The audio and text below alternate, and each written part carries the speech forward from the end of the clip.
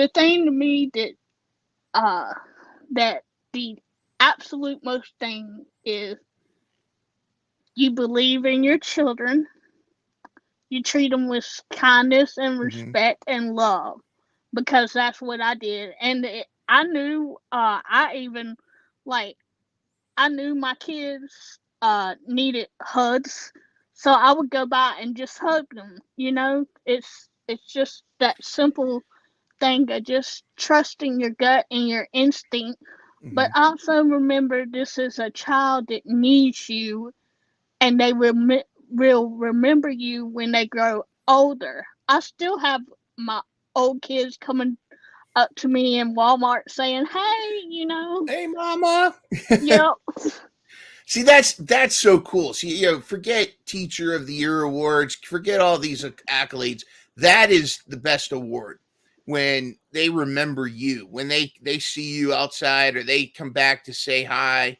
To me, that's a sign of that you reached that student, and it's they're not going to remember. They're not going to remember a standardized test that they took. Some they're not going to remember some score that they got on some assessment. They're going to remember the feeling. They're going to remember how they felt in learning from you. That's what they're going to remember, you being mama. And I think right, that's what these kids really need. And it's interesting. I love how you said that you got to put your arms around. You got to love these kids because they know when you're being fake. They know right. if you're just regurgitating something just to teach them. They got to know that you truly have their best interest at heart. Would you agree? Yes, I would agree, because the kids nowadays need to know that you're loving, supportive, and caring. And I've seen some situations where I'm like, what are you doing in the education spectrum of this? Yeah. I know there's some teachers that maybe have taught too long and they've kind of gotten burnt out, but Hmm. there's some that probably got into teaching with the wrong expectations.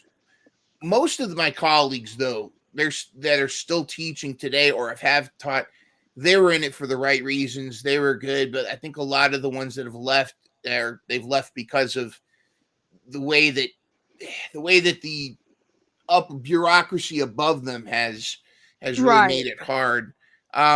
When it comes to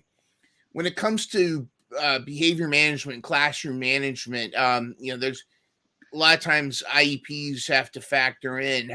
What are some strategies that were useful to you when dealing with students that had IEPs or pushing for a student to get accommodations if they Um, needed it? I would say, I would find, like, my student that had ADHD or ADD. Um, I would find that hands-on activities work better for her, Hmm. especially in math. Like, cause say you got like 5 cubes and here's 3 more, you need to add them on to that stack of cubes, Yeah. and then you count one, so on and so forth. That strategy worked well. Now there's some strategies that don't work at all. Catch full episodes of the Educators Podcast every Thursday at 4 p.m. Real educators with the real issues in education. Thank you so much for watching. And of course, take care of yourself. Jeans passes for anyone who likes, shares, and comments on this video. Have a great week.